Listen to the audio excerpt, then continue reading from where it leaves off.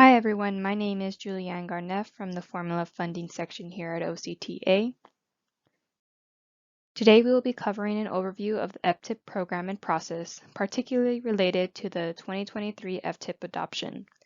We will be going over some informational items related to the FTIP, as well as the different responsibilities that certain agencies have in the FTIP process.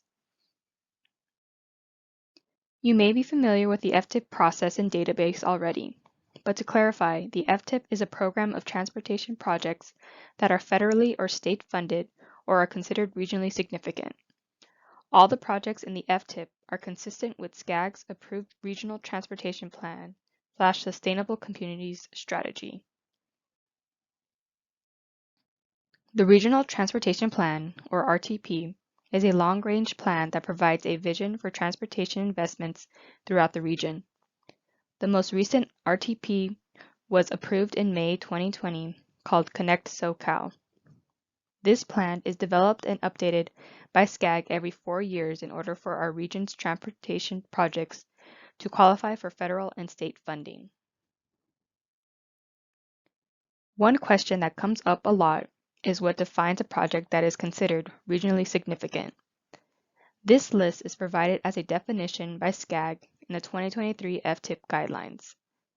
The list includes expansions to principal or major arterials, which are defined as an 8-lane divided roadway for principal arterial classifications and a 6-lane divided roadway for major arterial classifications.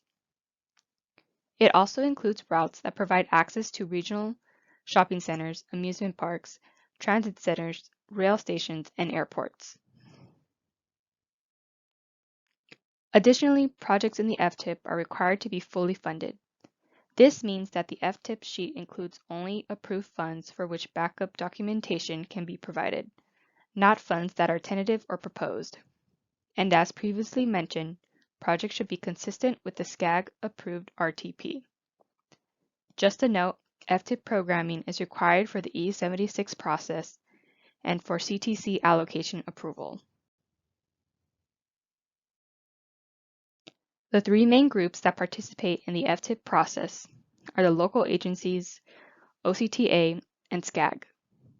For those of you who don't know, SCAG is the Metropolitan Planning Organization, which includes 6 counties: Orange, LA, Ventura, San Bernardino, Riverside, and Imperial. Some of the tasks that local agencies are responsible for are submitting and updating projects in the FTIP, ensuring compliance with the FTIP guidelines and TCM requirements, ensuring that projects are fully funded, and providing documentation authorizing funding for projects. OCTA is responsible for administering the FTIP at the county level. OCTA staff also goes through the same process of programming funds for OCTA-led projects, and OCTA is responsible for reviewing projects submitted by local agencies before they are submitted to SCAG for approval. OCTA also administers the FTIP submittals for group project listings, including the Active Transportation Program, the Arterial Pavement Management Program, Bicycle Corridor Improvement Program, and the Highway Bridge Program. SCAG is responsible for maintaining the regional FTIP database. Once OCTA sends the final submittal to SCAG, they will review the projects for the whole region, ensure compliance, and prepare the submittal for review at the federal level by the Federal Highway Administration and the Federal Transit Administration. SCAG also prepares group project listings, including the State ATP Program, Highway Safety Improvement Program, and Safe Routes to School Program. Performance metrics are a newer requirement for all FTIP projects in the system. You can update these in the OCFundtracker database and basically indicate the improvement your project is having across different metrics.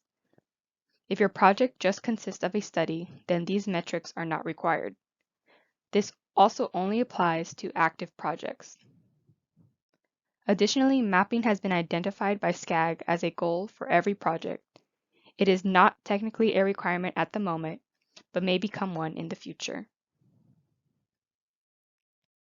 The base FTIP adoption submittal occurs every 2 years in California. The 2021 FTIP was adopted in April 2021, and we are beginning the 2023 FTIP adoption cycle now. The monthly amendment process is ongoing. Carryover is a process that occurs at the end of every FTIP cycle. During this process, all projects in the FTIP are reviewed by project managers and lead agencies. Any changes that need to be made are updated in the FTIP and then carried over into the next FTIP cycle. We're currently approaching the 2023 FTIP cycle, so active projects in the 2021 FTIP will need to be carried over into the 2023 cycle. In preparation for this, please review your agency's projects and make any necessary changes in the system. An instructional video on this process in the OCFundtracker system is uploaded on our website. All projects must be carried over by October 1st, 2021.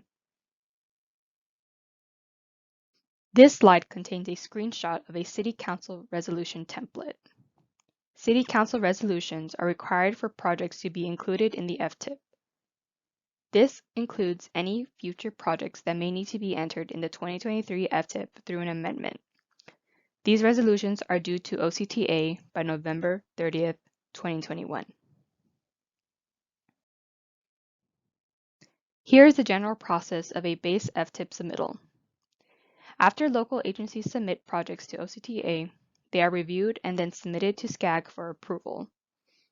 After SCAG reviews the approved programs, there is a 30-day public review period. The FTIP is then adopted at the state level and is turned into federal agencies for final approval. Here's the tentative 2023 FTIP adoption schedule. Projects being carried over must be submitted by October 1st, but the new 2023 FTIP cycle will not be approved until December 2022. This means that there will be two concurrent FTIP cycles occurring, the 2021 cycle and the carryover and approval of the 2023 cycle. Amendments should still be carried out and submitted to OCTA while the carryover process is occurring. You may be familiar with these already. The two types of changes are administrative modifications and formal amendments. The SCAG FTIP guidelines lay out an amendment process for making changes to projects. However, amendments are not required if there are no changes to the project.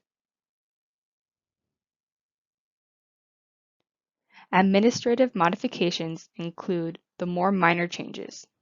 For example, changes that wouldn't affect regional emissions analysis or the implementation of TCM projects. It also includes funding changes of less than 50% of the total project cost or less than $20 million. Other changes may be changes in fund source, lead agency, minor project description, and the splitting or combining of projects. So as an overview, local agencies submit changes to OCTA for review.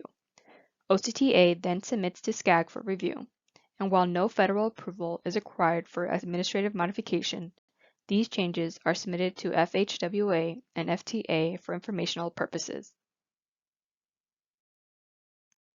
Formal amendments include major changes to projects, specifically any changes that cannot be included in an administrative modification, changes that require a new conformity determination, and cost increases over 50% or $20 million or more of the total project cost or project phase.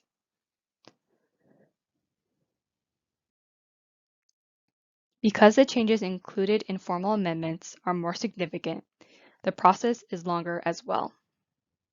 Local agencies submit changes to OCTA, OCTA reviews and submits to SCAG, and then additionally, SCAG reviews the projects and makes the amendment available for a 10-day public review period. SCAG will then submit the amendment to Caltrans for approval, and once Caltrans approves the amendment, it will be sent to FDA and FHWA for review. So to review, admin modifications don't require a public review period and are typically approved within 45 days of submittal. Formal amendments require a minimum of a 10-day public review period and are typically approved within 90 days of submittal. Please be aware that during the review process, there might be questions or other follow-up for the local agencies by OCTA, SCAG, or the public for clarification on submittals.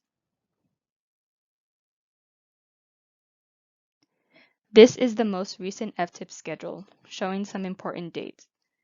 If you have changes to the projects for the 2021 FTIP, then there is an administrative modification 2111, which is due to OCTA on August 17th and due to SCAG on September 7th. Formal Amendment 2112 is due to OCTA on September 14th and SCAG on October 5th.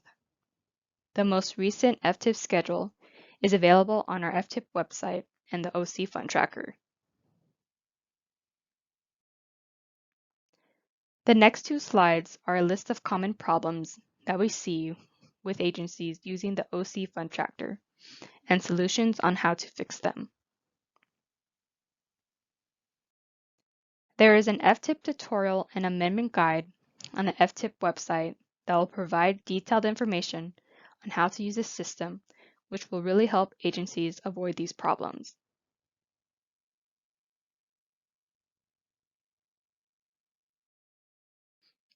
Here are some important dates to be aware of.